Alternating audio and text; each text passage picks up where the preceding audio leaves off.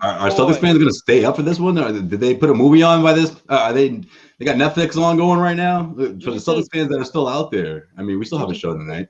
Did you just say we're good? We're the opposite of good. We are the opposite of good. This is bad. This is very, very bad. I guess I meant we're live, right? We're live. It's the Celtics postgame show. CLNS Media. The Celtics play so bad that I think John quit. No, yeah, right. He was going to be here, right? Dude. But it's the three-man crew, three-man show. Joseph Pavone, Jimmy Toscano, Bobby Manning. Jimmy, I'll let you come in hot. What you got here? You're already coming in hot. Go ahead. I'm going to say, first of all, nobody's more upset that he couldn't be here tonight than John. This is like John's Super Bowl. You know what I mean? Like this performance, this game, this is where John would be grinning from ear to ear, coming out flying and just ripping the team from top to bottom, as they should be. I mean, when you consider the fact that, Danny Ainge is going, all over the place, defending Brad and, all this about the team. And then Wyc goes on the radio today and, takes a couple bullets and, defends the team and defends the coach and pretty much defends everybody.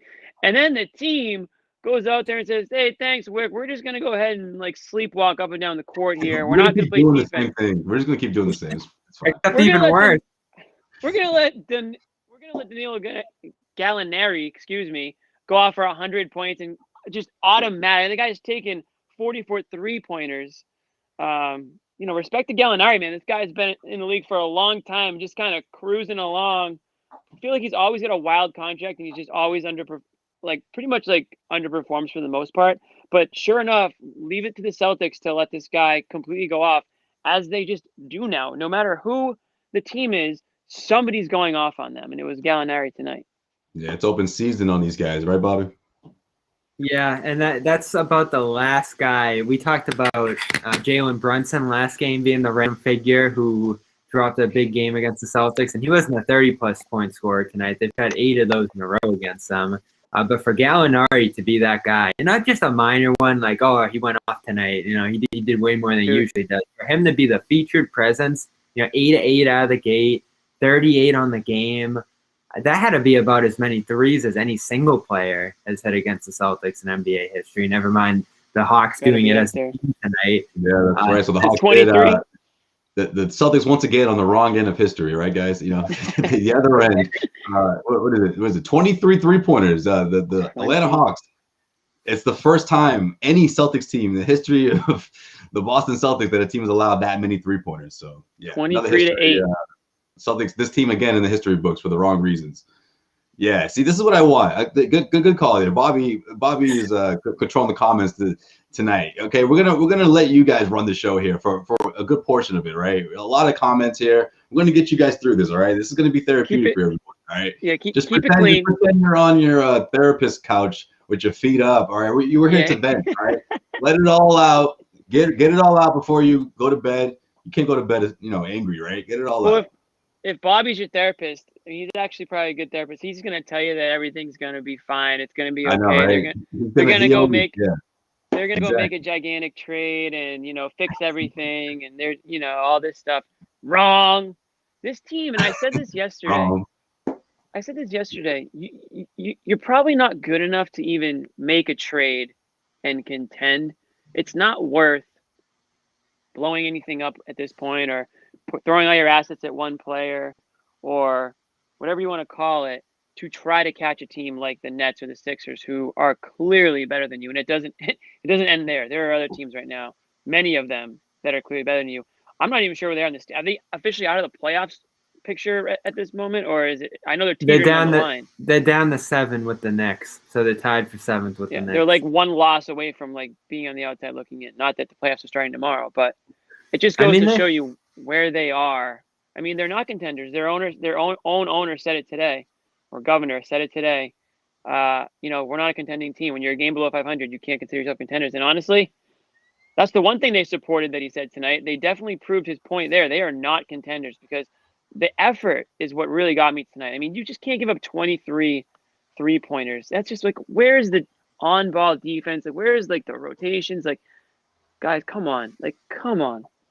Yeah, and you know what? You know what? Speaking of effort, sorry, but I had to cut you off. But I just want to like let's transition to and focus in on Jayson Tatum, because I mean, for someone like Jayson Tatum, after everything that was said after the performance we saw last night, did you see anything different? Like, did you even see an attempt to switch his approach, or did, because I don't know, am I the only one thinking that Jayson Tatum gave me the message that, listen, it's not me, you know. I don't need to change anything about my approach. That's the message I got from Tatum, because nothing changed. Nothing. I didn't see anything different. Did you, Bobby? No, and the defense is what continues to irk us. We've been talking about the defense since opening night, I feel like, and that was a decent one. But then they went right out in that Nets game on number 2 and got absolutely obliterated on that end of the floor. And it hasn't gotten much better since. I keep looking at their numbers and seeing their top 10 and this and that, and I'm like, you know, this, you don't see that out there. So the whole league must be doing dreadful on defense if this defense is top 10, because they don't have it on that end. The way Brown gets burst by, I thought Tatum had a few decent quarters at the beginning of the week on Sunday and Tuesday on that end of the floor, but then it dipped late. And, you know, I looked at the defensive numbers, especially in the second half for this team. They're like 26th in the third quarter and 28th in the fourth quarter in terms of defensive rating. So they just fall off the map in the second quarter. I think Wyc said something, and we'll get to Wic's comments earlier about exhaustion and just mental fatigue and all these kind of things. And that's what you do see with this team. They look worn out. They look defeated, like no hope is left. And what describes that better than this game today? You know, it's just a way to salvage a road trip that hasn't gone well at all. You know, make sure it's not a complete disaster, and then get home for 4 straight before the All-Star break, and maybe end up above 500 again, and kind of reestablish yourself going forward.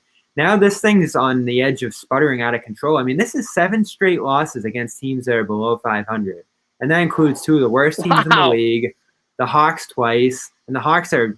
If you watched the Hawks last night and then saw them tonight, and the way they lost to the Cavs and then laid the beat down here, I mean, that just really shows you where the Celtics are in the league right now. It's about as bad as anyone. They might be the Rockets were the most embarrassing team for a little while there with the whole Harden debacle and then how bad it was after that. I think the Celtics have kind of taken the torch in the last 2 weeks. I think what's most frustrating about these losses is obviously the pattern of inconsistency on defense. But in particular, what pisses me off what the Celtics continue to do is when they're down big, right? It happens in a hurry, right? They're down by 12, they're down by 15, they're down by 17. And then they just regress to what got them there in the first place, right? Poor ball movement, you know, jacking up shots, 6-7 seconds to the shot clock, you know, just, you know, their approach is as almost as if it's only 2 minutes left in the game, whereas it's still the first or second quarter. Like, I saw the exact same thing that we saw last night, that we saw the game before that, where they come out looking great, the ball's moving, Scalabrini mentions it, you know, it's the same thing all over again. Oh man, they're really, you know, you could tell the point of emphasis is, you know, they're really spraying the ball tonight. This is gonna be a different game, Mike, let me tell you. And then 5 minutes later, they're right back into their old patterns because it's a 12-point deficit and they're freaking out. You know, it's like the world's going to end in that first quarter. And they continue to do it over and over again. So is this a confidence thing? Because at this point, I mean, obviously their confidence is really low, but is it to the point where it's like through the stretch of the game, they're just not mentally tough enough to withstand those droughts? Or is it just these guys just need a break and they're already looking at the All-Star break and thinking, man, can it come next week? Because we're done. We need a break. I think you nailed a lot of those things. I mean, when I look at this specific Celtics team, I can't think of one like solid, really good attribute that stands out about them. Like you said, they lack confidence, they lack an identity, they sure as hell lack toughness. I mean, we saw a little bit of life late in that fourth quarter against the Mavericks. Came up short. Luka hit those 2 nasty threes. Other than that, though, I've seen little, fight like that recently. We obviously saw none of that tonight. This was a scheduled loss for them. I mean, they came into this game thinking L, and it was just an L. And you know what? At this point, Jimmy, the schedule is a scheduled loss. Like the whole thing, the whole schedule. Like, Bobby, how about Brad before this one, right? When they're talking about the new schedule, he's just like, what do you? I don't know who asked him, but what do you think about the second half of the schedule came out? And he's just like, we play every other day, like whoever we play against, it doesn't even matter, okay? It's an L. It doesn't matter anymore. It's just I got Trae Young to deal with again. Like, I don't care about who we're playing in 2 weeks. Like, I need to win. This team needs to win now, and We can't stop Trey. We can't stop, Zion. You name it. Any of the opposing team's best player had a field day against us. And that's the thing about Brad. Like, we're going to talk about him quite a bit later, and he's been the talk of the show for 2 weeks now. And there's always that thing of, oh, I would do this if I was him. I would do that. I mean, he has done everything at this point. Bench the starters in the fourth tonight. Maybe he could have done that a little earlier. I probably would have done it for the whole second half the way this one had gone. Yeah, same. Agreed. Tatum still ended up with over 30 minutes in a That's the Doc thing to do, right? We talked about that last night about how he should punish his starters. That's what a Doc would have done. The second half. A game like this, it was probably warranted. Yeah. So punish his starters. That's rewarding them. That's rewarding them in a game like this. You take them out at halftime. That's rewarding the starters. They should be embarrassed. They should have to play through a 30-point loss like this because they're the reason behind it. At the end of the day, they come out there and put a half-assed effort out there just so they can sit their ass on the bench in the second half and have their eyes on the All-Star game. Listen, they're important games here throughout the season. I know that we're very far away from the playoffs. Not saying that Celtics will be anywhere near it, but this is where you build who you are. This is where you build good habits and you work off what the limited practices you have. You work off those. Didn't this team just practice prior to the Mavericks game? Didn't they? Yeah. So a lot of freaking good that did, right? I mean, geez, whatever they worked on, work on it harder because damn thing that they could have taken from practice tonight in Atlanta. And Atlanta's coming off a game too. Atlanta's coming off a tough loss. They lost at the buzzer. So don't give me any of this, oh, they're tired. I mean, everyone's playing a similar amount of similar schedules here. All the games are packed together. Everyone's traveling all over the place. These guys are young. I mean, that should be less of an excuse to be tired, right? This is supposed to be young legs. You have like 3 old guys on this entire team. So Josue, I want to throw this at you too. Like, where did this go wrong? I remember a couple weeks ago, we were talking about the Lakers game, and we were freaking out about Smart's injury, but we weren't really all that bummed about that loss. Like, they had been competing to that point. They were kind of stuck a little bit above 500, but you thought they might figure it out. Then it just went somewhere along the last 2 or 3 weeks to complete dumpster fire mode. And it is like game after game, it just keeps getting closer and closer to a disaster here. But it really wasn't all that bad. And I keep mentioning the 8-3 start, and then it slipped a little bit from there. And then it just kept sliding even more. Like, what was the impetus of this? I guess it goes back to that Smart injury because that was kind of the turning point. Yeah, I think that was the turning point. But believe it or not, I feel like it was after that terrific offensive showing, right? The 23-pointers at home against the Toronto Raptors. The Toronto Raptors came out strong, and the Celtics you saw the consistency for 48 minutes. And it wasn't just on defense, but we saw it. We saw probably their best game on both ends, right? For them to put it all together like that, maybe it was fool's gold for them. Maybe they thought that was a turning point and they could just ease into it because I think the next game was the matinee against the Knicks and they mopped the floor with the Celtics, right? Remember that? Yeah. And Kemba, was trying to ease back. Smart goes down. So I guess it was a combination of the things that a lot of teams in the NBA are dealing with, to be honest with you. I mean, yeah, to a certain extent, Kemba Walker is different compared to other teams, but whether we're talking about schedules, whether we're talking about players not being able to, not active because of COVID protocols, I mean, these are all the same curveballs that all the other teams have dealt with. And sure, there are other teams like the Miami Heat and, other teams that are, that they're not destined to fail based on their record, but it's a little different with the Celtics because the way they're going about this, like they're losing against teams that they shouldn't be losing against, or at least they shouldn't be doing it throughout this stretch, right? This was supposed to be the quote unquote easy stretch, right? This was supposed to be the chance for the Celtics to catch up on wins before the All-Star break and see where they stand. And all of a sudden they're like way outside of top 5 and we don't even know where they're going to land. Top 5. Top 5. That would be great for them right now, right? They need a 2-game bottom 5. They need a 2-game winning streak to get into top 5 again, right? It's like that's, man. When's the last time we saw a 2-gamer, right, from this team? Listen, this not the January. January, right? January. Last year, almost probably mid-January, something like that. Right. I mean, again, to me, I always look for, what's the attitude look like on the team? What are the players? How are the players acting? Their mannerisms, their body language out there, and I just see a bunch of flat players with no life in them. I don't know if it's just the grind of the season or what. But again, I said this yesterday. Fans and media and everyone else can say, you know, fire Brad, fire Brad. That's not going to have any effect really on what Wyc or Danny Ainge decide to do with Brad. The only players who have that effect starts with Jayson Tatum and Jaylen Brown. If they put performances together like they did leading the team today, then yeah, Brad's going to end up being gone. There's not going to be any choice because there's a disconnect there. There's a tuning out. I'm saying if it continues down this trend, they're the only people that can save Brad's job at the end of the day. If they have his back, great. If they don't, all right, then we know where they're at with him. So that's how it always happens with these firings. It's not like, oh, fire Brad because they're losing a bunch of games.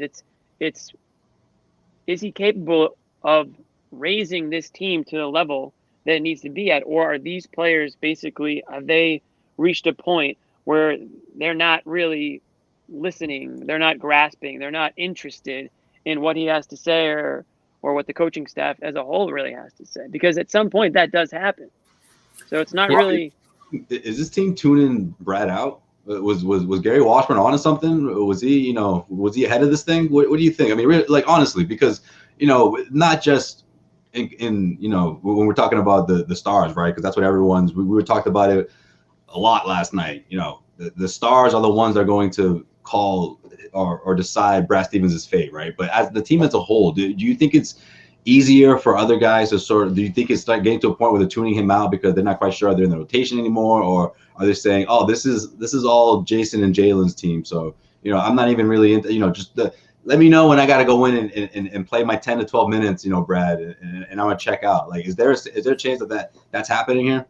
Well, I always think there's going to be a sense that role players particularly, know their hierarchy on the team. Like, I don't think the Grant Williams and Semi Ojale's of the world are that concerned that Tatum and Brown are trying to do all of this or pressing too hard or anything like that. I mean, they've been Tatum and Brown league right now. Yeah, Tatum and Brown. This has been Tatum and Brown's team for a little bit now. They better do everything. They better be taking the balls out to the bus.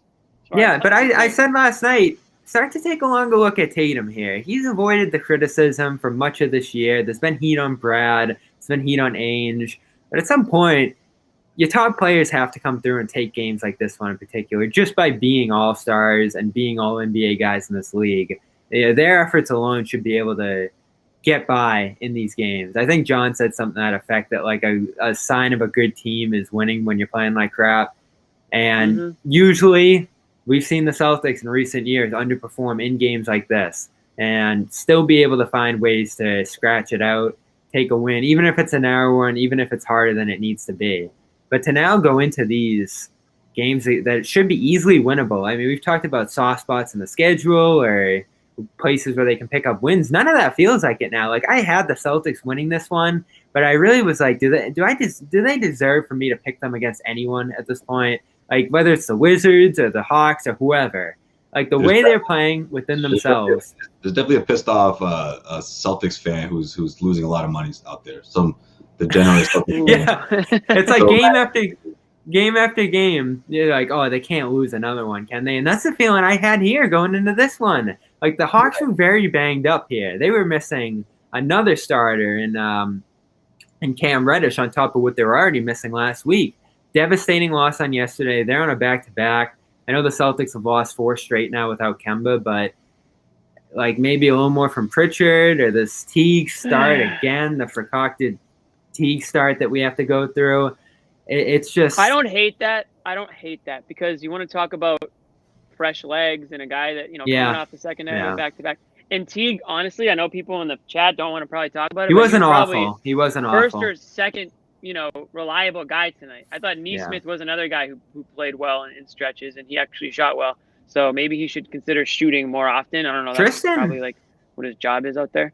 Can we give Tristan a little bit of credit? I know he's limited, but look at the way he's fighting out there. 13 and 13, all over the boards. I mean, something's missing there, but he has given it everything he has at this point. He's turned it up to another level. Yeah, I see. Don't say he's turned it up to another level. What level? 13 and 13? Like level 5? Like, what level has he turned it up to? Jimmy and John, you're going to need extra because you're going to have to channel John here on Thompson, but Yeah. Are you guys waiting for 20 and 20 from him? Like, what's it gonna be? 30 and 30? At 13 and 13 is a fantastic game. While we're talking about the bigs, can we throw an enormous amount of shade for Grant Williams for that Trey Young? Do we have that? I wish we had that. We could just throw it up here. I mean, I'll toss up. Bad enough second year in the NBA. Jeez. Dude, that like sums up like the whole experience. I feel like this season. It really does. With him, it's like a microcosm of the season. I mean, love his reaction to it too. Like, he's looking at Grant. Trey's just like, I had to, man. It was too easy.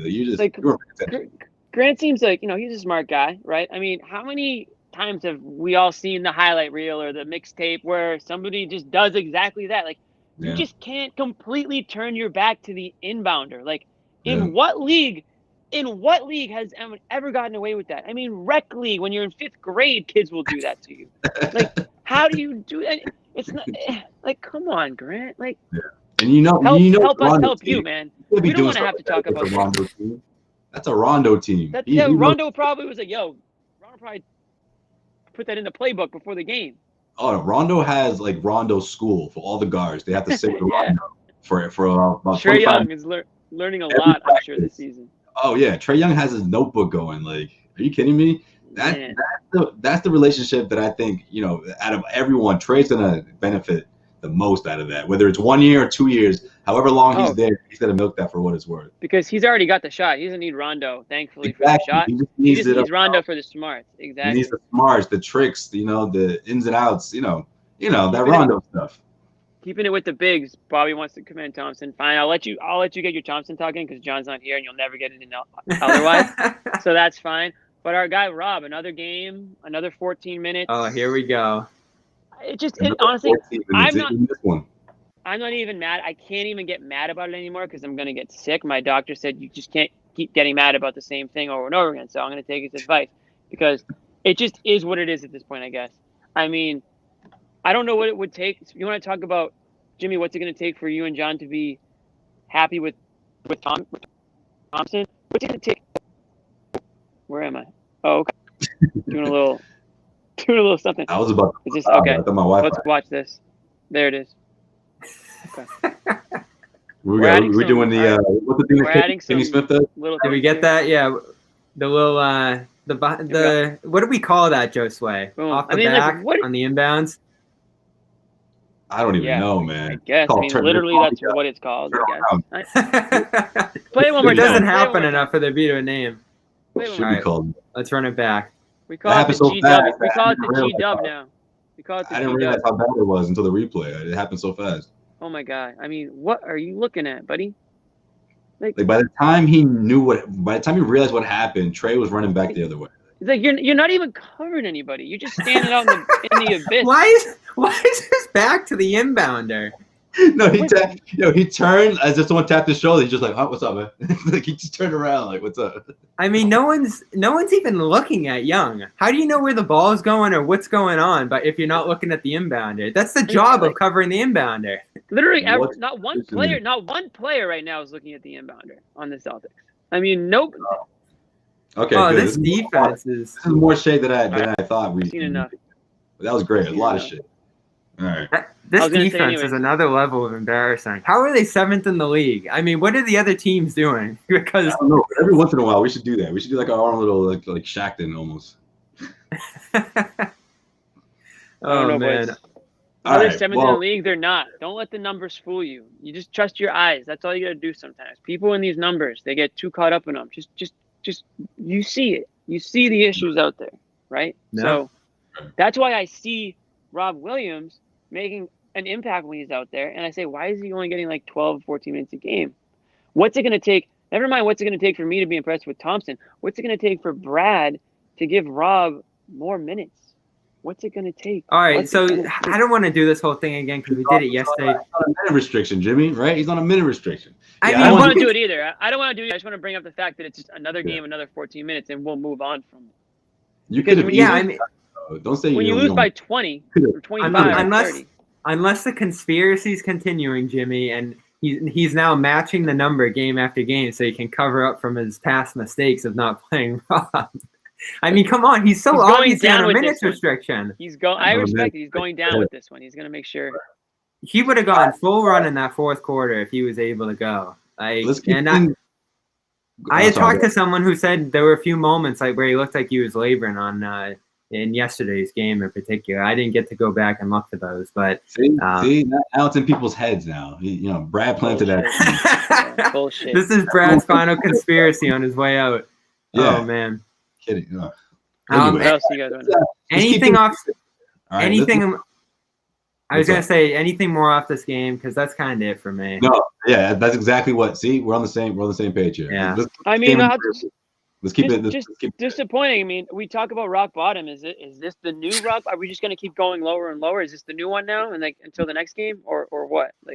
I'm not even sure, Jimmy, but I get the feeling that I don't see like a winning streak coming on here, right? Maybe they win one, they lose two, some sort of thing like that until the All-Star break. But either way, bigger picture. Let's talk about what happened this morning because while I was sipping my first coffee of the day, Mike Gorman was ripping this team a new one, man. Mike Gorman was swearing. He was acting like he did like he was on a boomer rage. We got boomer rage. No, the real one with these damn boomers. He dropped the BS. And then he said it again, because this is I was like, okay, he's mad. He's mad. Like that's angry Mike. And he's big mad. And it wasn't just about the Celtics. It was about the two All-Stars. What did you guys make of that? Calling them out, saying that pretty much they care more about their stats than they care about making the team better or making their teammates better, rather. What do you think, Bobo?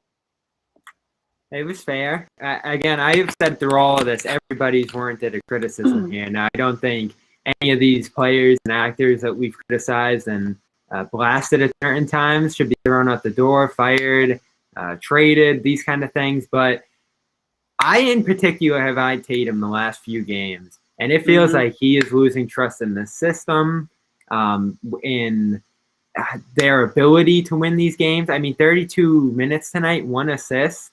That's the kind of thing we're talking about, and that's what Gorman was talking about in particular, the assist numbers, the assist rate of this team, the ball movement, the percentage of makes that are coming off assists. I think it was about 40 to 19 tonight in the end, maybe a couple more because the bench hit a bunch of shots down the stretch, and that honestly probably pumped up their assist numbers as a team, the way that bench played the final 12 minutes.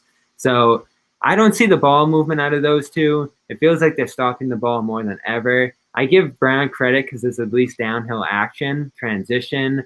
Again, early in this game, I thought his aggression was needed offensively. But defensively, I don't see what I need to from Brown. And that's half the battle that we're talking about right now. So those two in particular definitely have not set a good standard for this team. But I also think the weight that's been put on them has been particularly unfair with this condensed schedule, with some of the ailments that Brown's gone through. I know Wyc mentioned the COVID situation with Tatum that he's had to go through at this point. So I don't look at these guys like some of their harshest critics have said they're selfish, they're in it for themselves, they're blowing off this team at this point, because that's not who they've been in the past. I think they're both just going through the first crisis of their careers, frankly, when we look back on it. I mean, 2019 was bad, but there were never any crisis moments until the playoff ending there. And then on top of that, the fatigue, the ailments, the physical wear and tear of the amount of stuff they're being asked to do. So I think there's a larger context to why they're playing the way they are right now. I don't think they've said, screw this, we quit. But it's not good. The results are all the same in the end.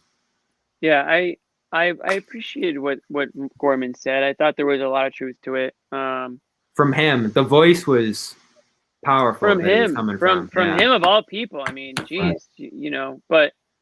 And he's seen a lot of Celtics basketball. He's seen a lot of good teams and a lot of bad teams. And I think he has a good finger on the pulse of, the sort of bones of a team. He doesn't just come out and shoot from the hip. I think he forms a lot of, educated opinions, and he probably talks to people and just has a good idea of, where this team is at. And a lot of the stuff he said was true. I mean, yeah, one-on-one, these guys are two of the more talented players. Statistically speaking, you can make they're all-stars. Listen, we talked about a few games ago. We saw a situation where both of them weren't going to make the team, which of course they did. But a guy like Trae Young was snubbed, right? I mean, a guy like Sabonis, who they're going to see Friday, was snubbed. They made the all-star team, but they're going up against players who are actually playing like all-stars and playing like they want to win, not playing just to fill up the stat sheet. And by the way, these guys aren't really necessarily filling up the stat sheet. I mean, they're trying, but the way that they're playing that they're playing right now is horrible. But on the other end, it kind of goes back to, okay, well, who are they playing with out there? When you see Tatum taking 20 shots or Brown taking 20 shots, it's like, who else do you want taking those shots when Kemba sits and Smart's out? There's not a whole lot of other options. Yeah, we want Nesmith to take more than 0 shots like he did against Dallas. But in terms of go-to guys, I think these guys like Tatum and Brown are thinking, well, I'm not necessarily super confident that, player Y over here to my left is going to be in the right position or is going to make the right decision or hit the shot. So I'm going to go ahead and trust myself to do it, for right or wrong. It's not good team basketball, as Mike said, which I totally agree with. And it's why they're losing, because it is a superstar league, but you're only going to go as far as, the depth guys are going to get you. If it's just 2-on-5 out there, it's a numbers game. Obviously you're not talented enough to compete like that. So right. It's interesting though. All right, maybe it's a little too early for this, but it's already there for me. Either one of you starting to think that maybe these two are just having a tough time playing with each other on the same court? I don't know. I think when Kemba's not there, it makes things difficult in the sense that they don't have someone to sort of play off of and open opportunities off the ball, and obviously another scoring threat, another perimeter threat, another player that teams have to go out and defend, and obviously going to make things easier for two scorers like Jaylen and Jayson. But I don't know, man. But I mean, like between Jaylen's post-game comments and Jayson's body language, there's some sort of disconnect. And I'm thinking these two need to just have a sit down, hash it out, and really just on some like grown man shit. You know what I mean? Like just like, listen, we're gonna do this, we're gonna do that, and reel the team in and just really dig into these guys. But can you either one of you even envision either one of them doing something like that? It's just not their personality, right? It's just not who they are. So what are we talking about here then? Someone has to do that. And if it's not them, they have to be at least someone that initiates it or is part of that process, because you're the two best players on the team. The team is struggling, under 500. They have to be the ones to wake this team up, and they have to do it in a way that they've never done it before. Well, that's all goes with leadership. I mean, these guys want to be the leaders, right? I mean, they want, they get the credit when the team's playing well. They got to take the criticism when the team's playing bad, but they can't go up after a loss and no comment at the press conference or give, answers that, totally just disregard the question. That's part of being a leadership. You might not like it. You might not want to deal with the media or deal with, everything that comes with being a superstar player, but your team's relying on you on the court and off the court to lead them and set the example. So that's the one thing that I actually thought Jaylen Brown would be a perfect leader because of, I think he's just a strong character, on and off the court. And I see a lot of leadership qualities in him, which is why I've been surprised at some of the way he's handled some of the post game, and some of the way he's looked on the court, like, Bobby mentioned with the defensive side of things. So I am a little surprised to see that. I don't know if they're frustrated with each other, just frustrated with themselves or the situation. I have no reason to believe that they can't play together. I'm not going to go that far. I don't either. I think it's like, I don't know if they're having trouble with it, and they better figure it out, because they are going to have to play with each other. You know what I mean? Like, they're not going anywhere, so they better learn to play with each other. I don't know if they're super close friends. I'm not saying they are or they aren't. I don't know. I mean, I don't think they are, Jimmy. I mean, let's face it. I don't think they are either, but I don't know if that matters. I want to hear what you have to say about this, Bobby, because listen, I mean, not for nothing, 3 years together through the ups and downs. These two have been through a lot, and I was a little surprised that Jayson Tatum wasn't a little more like. I mean, it's tough. It's after a loss. Obviously, you're not, thinking, okay, I'm gonna start this presser by saying, hey, congrats on my teammate Jaylen, but I don't know. I just felt like it was sort of like, yeah, he deserves it. Good for him. I was a little surprised there wasn't more. I don't know. First, coming from someone that's been there, first All-Star selection, and we talked about it a little bit last episode. But Jayson Tatum, to me, he hasn't been. He was a different person since that day, since he was announced as an All-Star to me, and he's been that same guy. He's taken that next level in the way he condones and carries himself. But I just expect a little more props for Jaylen. I don't know.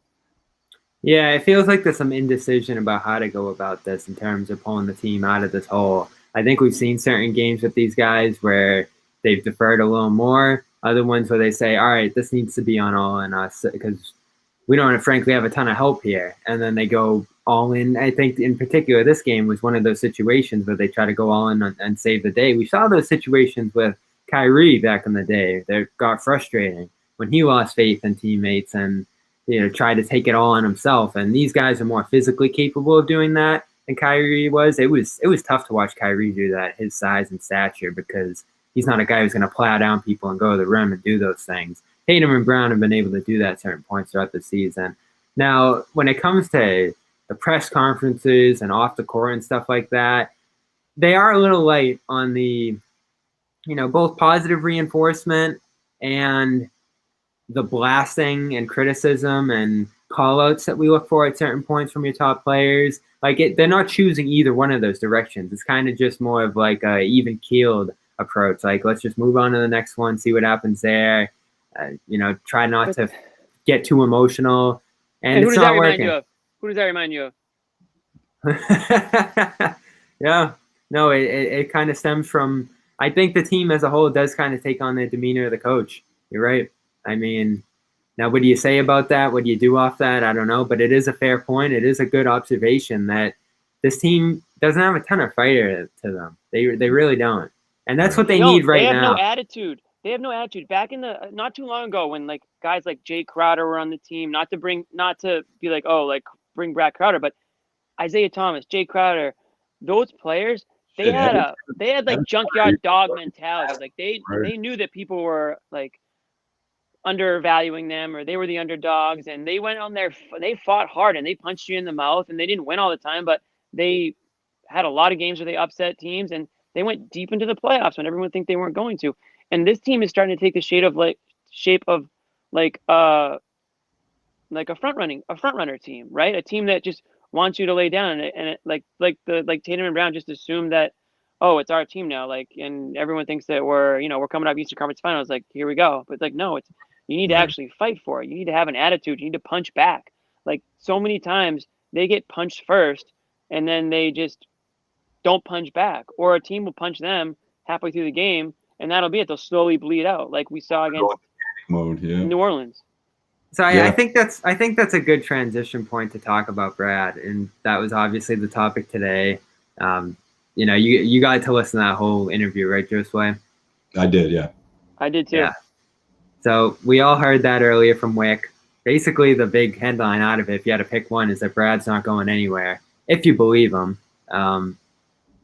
And there was some other interesting stuff in there, but the big question everybody's been, well, I think we all kind of assumed Ainge was safe and not going anywhere.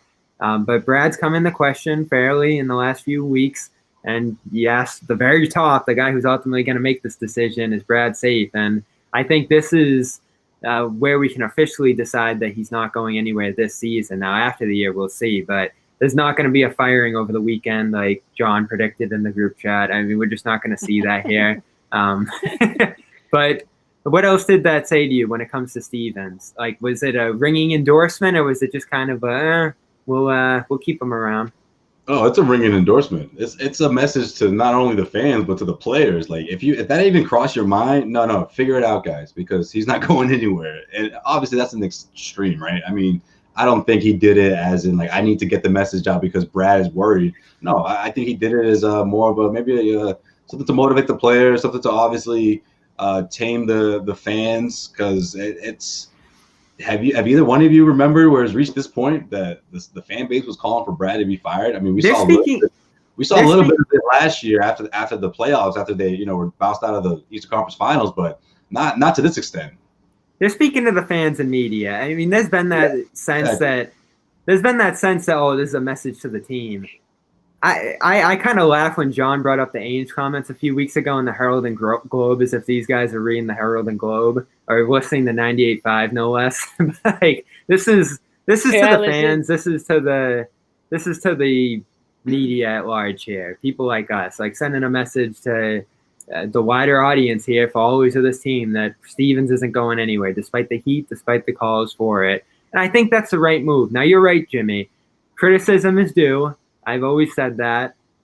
The fire, I think, could come from a different place. a veteran coming in here, an assistant possibly added. You know what the Hawks did this year that hasn't had a huge impact on them, but has moved their defense a little bit, is bringing in Nate McMillan as an assistant. And their coach, Lloyd Pierce, has been criticized. I actually said he might be the next to go of all the coaches here in the NBA if this spiral continues in Atlanta and they don't get the playoff picture, because McMillan's behind him. And so that's the kind of thing I would look at with the Celtics. And that's another thing you can't really do mid-year. But maybe before this season, I've said, let's bring in a different kind of voice, a different personality here, or at least someone to just complement Brad and, bring a different style of leadership in there. I know they kind of try to do that with Evan Turner. We really haven't even heard from Evan Turner all year, have we? Like, that was just kind of like a training camp spectacle, and then like it's faded away and hasn't had too much of an impact. Yeah, I'm not sure exactly what his role is. I'm sure he's involved to some capacity, but to the point where he's affecting, player mentality out there, I'm not sure. Listen, I love the idea of bringing in, former player assistant coaches who work with a certain group of players. I mean, I've been saying that. I said that they should do that for Rob specifically. I was like, get somebody like KG, and I always use that name, but KG, I highly doubt is interested in, doing that right now in his life. But a player that has been there, done that, competitor that can, take a player or two under his wing, like basically like what Rondo's doing for Trae Young right now, except Rondo's still good enough to play. Like, you kind of need some players like that to give some guidance and some leadership that a coach, as smart as he is and as great of a guy as he is, might not be able to get through to a player because maybe he can't relate on every level, right? I mean, let's be honest. Brad Stevens is a great basketball mind, but I'm sure that there are things that he doesn't comprehend that a player might be able to, understand more, right? From player to player, NBA player to NBA player. Not a knock on Brad, it's just the way it is.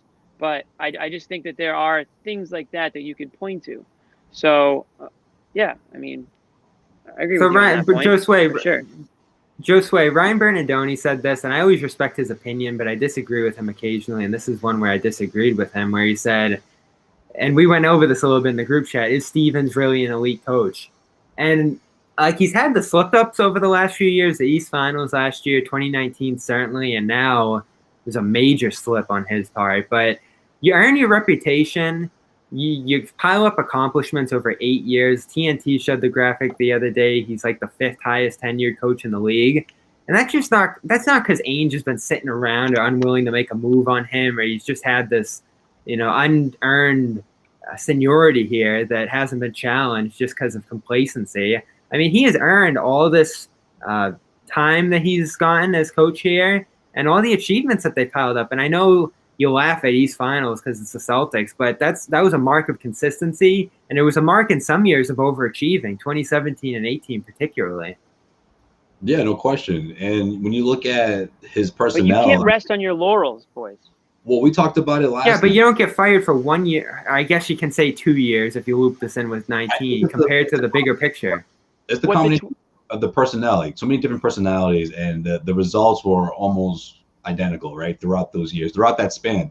And yeah, of course, 2017, you can say to a certain extent they overachieved, but to be the last team standing before, LeBron had to go ahead and go to the NBA Finals, that everyone knew that was going to be the next step, but to be in his way that many times, I think speaks volumes for the kind of coach that Brad is and for what he's able to do. I still think he's in the top tier. I don't think anyone or most people wouldn't refute that. I just think this whole, he's the next Popovich, I think, and that wasn't, a lot of people were feeling that way, that it was sort of just given to him and that it was a little too premature that he hadn't reached the NBA Finals yet. So I think it's a combination of people who went from, calling him the top 30 best coach in the NBA, who were saying, all right, maybe he's top 5, top 6. And some people calling that light little fall. They're thinking it's way more, like he slipped all the way down the bottom. I don't think that's the case. Well, so listening to Wyc today, I wasn't surprised at all. I think I even said yesterday, Wyc's, when it comes to like loyalty, he's a pretty loyal owner, right? I mean, he sticks by, whether it's the front office, whether it's coaches. How hot did it get with Doc during those years? Because I wasn't covering them back then. Like, was it this level? Yes. Bobby, they had prior to the trades, they had the worst season like you could ever imagine. I mean, it was fire Doc every single day at the arena, on the airwaves. And Wyc Grousbeck literally said, I'm not, we're sticking with Doc. We believe in Doc. We love Doc, and we want him to continue to coach this team. If he's not going to fire Doc during that season, they had no idea that they were going to trade for Kevin Garnett and Ray Allen and flip it around like that. After Rondo went down, though, right, Jimmy? Like, up until that point, they were a few games above 500, but they weren't like this, right? Pierce was, pretty much done. Like, yeah, I know. Season. That's the thing, though, because Rondo was almost carrying those guys. So when Rondo went down, it was like, wow. But then, Pierce went into point guard Pierce for like a couple of weeks, and they were holding themselves up a bit. It seemed like they were going to be all right, and then they just the last 10, 15 games, they went complete 500. And they sucked. That was an awful year. I'm telling you. Yeah. So what's that tell us about now? Like, is there anything there? It just tells me that Wyc respects, he respects Brad way too much to fire him during the season, just like he respected Doc way too much to consider firing him.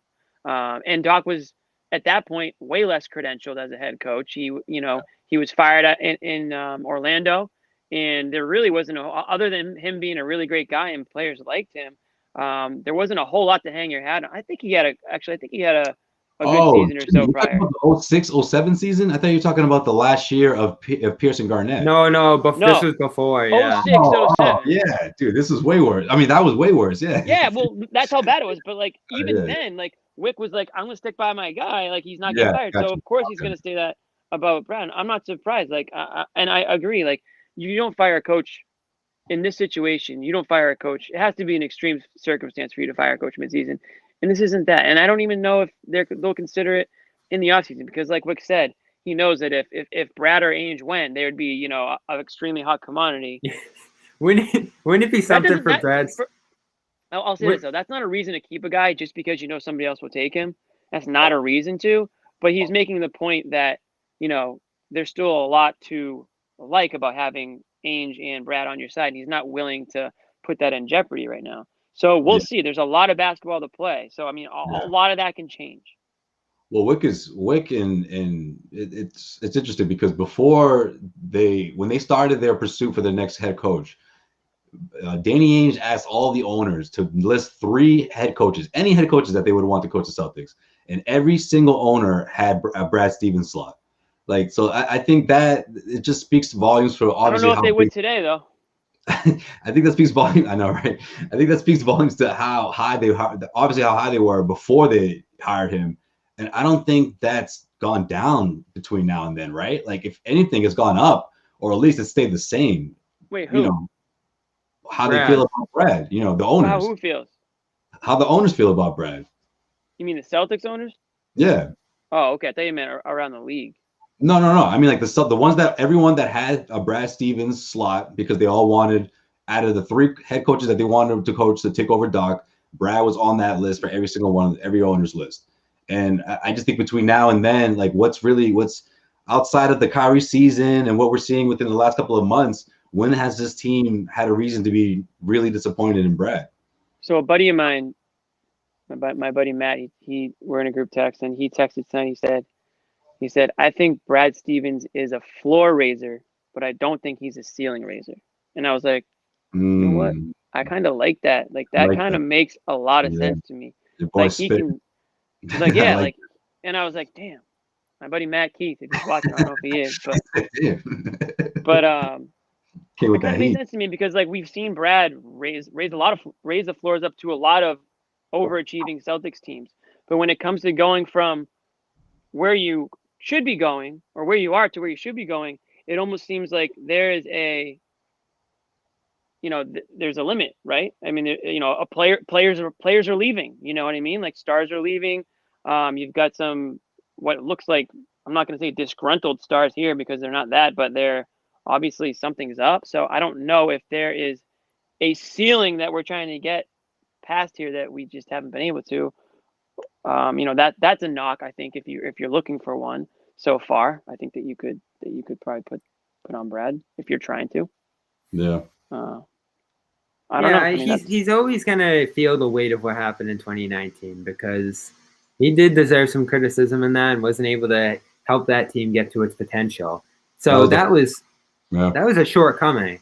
This team, and he said this before the season and has repeated it throughout, maybe to preemptively prepare people for what was going to happen here. So this was going to be a massive challenge. The roster, the season, the way it's set up, they're not the only team underperforming around. I've mentioned the Heat and the Raptors who have had to overcome some awful starts here. And this whole Kemba situation that they've had to gone through, which has not been easy by any means. I mean, there was a lot that they were going to have to trudge through here. This was almost the opposite in many ways of 19. Like, expectations were through the roof that year. This year, once Kemba went down, it was like, oh, Jesus, this team ain't going to make the playoffs. And I remember I said, if they make it through that Kemba stretch at 500, I'd be impressed. And they made it through above at that point, and then the integration point has been the tough part there. So I still look at this and say, this team needs to give Brad the chance with a quality roster, a roster that can win it all. Like, he needs to get that opportunity. And that's why I look at the GM, I look at the ownership here, and I look at Jimmy, who doesn't want to add aggressively, and I say, you got to go do it. You got to give him a chance. Because if this spirals, if this keeps spiraling, Stevens is going to lose his job. Like, this is just going to get lower and lower and lower at this point with the faith that's been lost at the top level players. I mean, you mentioned it the other day. Was Brown calling out Stevens after one of the more recent games? He was saying, like, when's the team going to do what it needs to do here? Like, get some help, that kind of thing. Bobby, you keep going back to that point. I don't know, and somebody lied to you when they said that your job as a GM is to make sure it's as fair as it can be for the head coach. That's not the GM's job. The GM's job is to put the team in the best position to win, whether that's today, tomorrow, next day, or the next season. You're going to make the best decision. Well, those are kind of the same thing. Bill Belichick says it all the time. We do what we think is best for the team, not what's best for Brad Stevens. It might be unfair that Brad Stevens didn't get, a megastar at the trade deadline. But guess what? Join the crowd of every other NBA coach who won't get a player like that. He has the team that he has, and it's on him to coach them up. We can all agree that they're underperforming right now. So you have to put some blame on Brad. You don't just say, oh, Brad, you need another player now? Okay, let's drain the rest of the assets that we have and all our picks and any player that maybe might amount to something someday so that we can be fair to you, so you don't get fired. That's just not how it works. You hold on to those assets. You hold on to the TPE until you're ready to make what you think is the best possible trade to improve your team. And if Brad's still the coach at that time, great. No one's saying he's going to get fired at the end of the season anyways, right? If it's like that, Jimmy, it's an if now. You're not buying. I'm saying whenever that day comes. Okay. If it is, great. But you're not doing it for Brad. You're doing it for the team. You're doing it because you want to win games, not because you want to be fair to Brad. It's like what I was talking about last night. It's like all of the Celtics fans are like, fire Brad, fire Brad. Okay, well, you tell me who you have to replace him. Because if you don't have anyone, then what's the logic behind that? Like, how is that? It's not our job. It's not our job to have a list of replacements. Who had Brad Stevens as the Celtics replacement when Jock Rivers went to the Clippers? Who in this room had Brad? Nobody. Nobody in the chat had Brad Stevens. It's not our job. It's not our job to say, here's who you need to replace Brad with. And we're not saying replace Brad.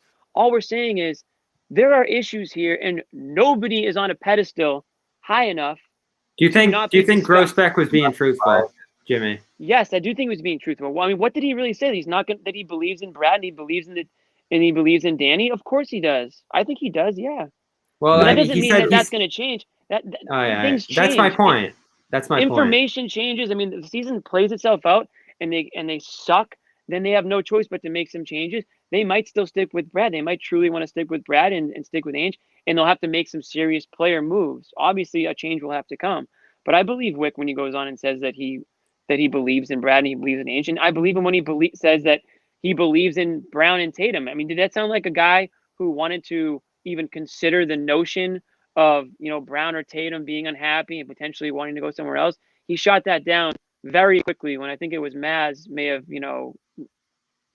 mentioned something along the lines. He was like, the ink is still wet on their contract. So yeah, he's not even considering a team that doesn't have Tatum and Brown. So yeah, I believe what he said. I mean, I don't think anything he said was like groundbreaking either. I think he went and he said a lot of what we probably expected him to say. The team's not a contender.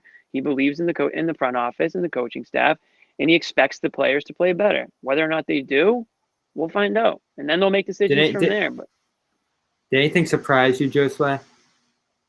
No. In the interview, I had one thing. So this is loosely related to Jimmy's point, and actually backed up Jimmy's point that maybe they won't use that TPE this year in a significant way. They asked him about expectations for that TPE, and he started mentioning the hard cap and the restrictions that are on them. And the way he mentioned the hard cap was kind of deceptive. Like, there's not just this hard cap on them that like says they can't do anything here. You can send out some money and use that as a way to pick up someone for the full TPE here. Like, yes, you can't go over, I think the number is 20 million, but if you send out 8 million, you can get to 28 million. So that was kind of deceptive, but I think he essentially set up expectations for that TPE as maybe a piece of it is used now, but the brunt of it probably expect the off season, which to me goes back to that point that the help may not be coming here, and that worries me significantly. Like, because this is just going to keep sliding to me. Bobby. We could tell you want that. You want the big fish. Yeah, and I'm worried. Again, I don't know what you think could happen. I don't know what you think is possible, or why you're so dead set on like this push to the NBA Finals. Like, what about this team tells you that they're even one player away right now? No, so I think Bobby's waiting for an all-star Julius Randle to trade it to the Celtics. Right. It's like, I have not mentioned that name. This isn't a one-year window. This isn't a one-year window. Like, what? Yeah. Like what even basically said, like, these guys, the ink on these guys' contracts are still wet. If you're building a team around Brown and Tatum, why are you acting like this is a one-year window and they need to go all in this year? They don't. And if they do, they've totally handcuffed themselves to do anything of real value in the summer or going forward. If you have nothing left, congrats. You have no assets and no draft picks left. And you have these 4 contracts. You better hope that they can all work together and win a championship, because that's the only way that it'll make it worth it. That's how we're gonna wrap this one up there. You can sleep on that, right? we got Miles Turner in the Pacers on Friday. It just doesn't get easier for these guys, right, Bobby? Miles, I wish John was here for that game. Any Pacers talk before we wrap up? Well, Miles Turner has proved himself in some type of way this year, and it's a tough situation to go over again at this point. We'll probably talk about it a little bit on Friday, but there's so many different like versions of that. And Wyc also mentioned that deal. I think he was very vague about it too, but he said the price was too expensive, but it was also something that was never going to happen. So I didn't know like were they engaged fully there and the price was too expensive, or was it never going to happen because Hayward was going to Charlotte no matter what? Like, those are the two sides of the story that are out there, and he kind of threw both of those out there on that one. So I think that situation is just way too hard to read at this point, to the point where I think we just kind of need to assume that there was no way to acquire Turner because of the fact that Hayward wasn't going there, which is basically just going with what happened, in the end. Like, nothing was going to. But everyone told me that they didn't. What was that, Joe? I said that's not fun. That's not fun at all. Pretend like that Miles Turner thing was on the table. No, I don't like. Everyone told me that they didn't want Miles Turner, including Bobby. No, why would they want Miles Turner in that untradeable? The room was split. The room was split, Jimmy, if I'm not mistaken. It was split. Where were you on it? I was on your side. I would love Miles Turner on this team. I think it was 3-1. I don't think it was split. Oh, I think of course. Don't give me crap. You're right. Yeah, it was just Bobby on an island as usual. But it was all this stuff about Turner. He's liability. He can't shoot. He has an untradeable contract. I heard that one 1,000,000 times. He has an untradeable contract. You know why? You want to know why he has an untradeable contract? Because if you're the Celtics, you probably can't trade for him. That's the only untradeable contract I want to hear when it comes to Miles Turner and the Boston Celtics right now. And if they had gotten him, and again, it may not have been an option, but if they had gotten him, I am willing to bet the Celtics are slightly better off than they are right now. Only other point, I know you want to wrap it Josue, that I got out of that one. Apology to him on Friday. They made a giant offer to Hayward, which is something we had heard before, but he made it very clear that they were all in on keeping Hayward. They were all in on keeping Irving, Horford, and others. Like, all those guys, they weren't moving on from any of them. And I think Hayward in particular was a guy they needed to keep around here. But they didn't see, I don't think from the stuff I've heard, they didn't go to that like 120 range there. So I If it was $100 million, I mean, I think you can consider that a giant offer. Like $100 million is a huge offer, but it wasn't an offer that would have retained Hayward. Right. You know. Right. That's like you would have been surprised if he got paid more than Jaylen. Is that what you're pretty much saying? Yeah. Let's be honest, right? I mean, yeah, that would have been shocking. So it ended up. That's what ended up costing, and everyone bashed Hayward for doing it. But guess what? He's thriving in Charlotte, and the Hornets are a pretty damn fun team to watch right now. I don't know if people have been watching them, but watch out for the Hornets because they can give a team like the Celtics a run for their money the way they're playing. Not to say any other team in the NBA couldn't right now either, but we have to wait. Is it just me, or he has like the surprising like checklist of injuries that he's just going down the list this season? Like, just, like, what was it, the hand or the finger to start, and then it was like the that's shin. Natural, yeah. Like, you got to pencil those in, 3 or 4 of those in a year. Obviously. I think it was his ear, the last one. I think he missed a game because of his ear. I can't keep up. Gordon. He's missed. This he's balling though. I give him that. He's balling. This chat was so excited to see him go. I say the same thing about Stevens. Be careful what you wish for here. He'll be in Charlotte next, thriving, right? Yeah, that might happen. Save the tape. The 2022 or 2023-24 Hornets. One of those. I've said one of those will be champs with all the former Celtics. They'll pick up Horford too to play center. I can literally. I just pictured Jordan and Brad Stevens lighting a stogie together. Wow, it's gonna be like Brady and the Buccaneers. This night's gonna get weird. We're on that note. We're out of here, guys. We appreciate you staying out with us.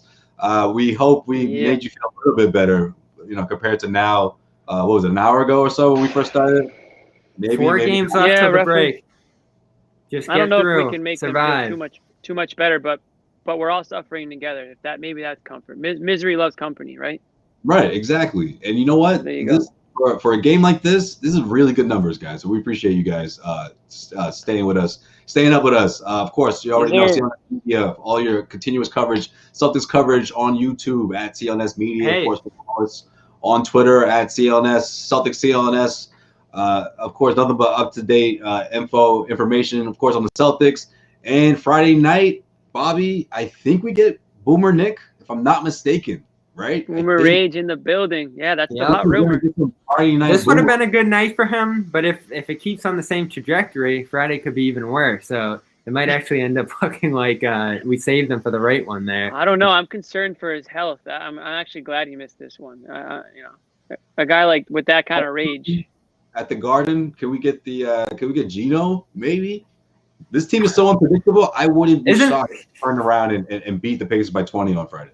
This is the first time we've mentioned Gino on the show this year. What does that say? Yeah, exactly. Cue the music. Cue the keys. Maragal Medical. We want to give them a shout out before we get out of here. Josue, you're a little more up on them than I am, but Maragal Medical for our listeners, we appreciate you, of course, and we already know we're trying to take care of you. All right, chronic pain, you want to get it taken care of. You want to get what Kemba Walker was helped him. Go out there and be healthy. Don't have to talk about the stats, but he's out there. He's healthy. He's free, and you could be in a similar path if you with a free consult. Of course, there's the phone number there. Check out the website or call either one. You can do it virtual, or you can go in there masked up and whichever you feel most comfortable. And tell them Cedric Maxwell sent you. Tell them Cedric sent you. Tell them Max sent you, of course. And check out a new episode of Cedric Maxwell podcast as well, and of course all the other great podcasts we have, NBA Celtics podcasts that we have on CLNS Media, guys. It's going to do it for us. I am Joseph Pavone, for Bobby Manning, Jimmy Toscano. We'll see you guys next time. We'll see what Celtics team shows up, I guess, next time, right? Ooh, I can't see if anybody shows up. Let's just see if they actually show up. And what the narrative is going to be, because I have no idea at this point. Friday is too far away from now, so we'll have to wait.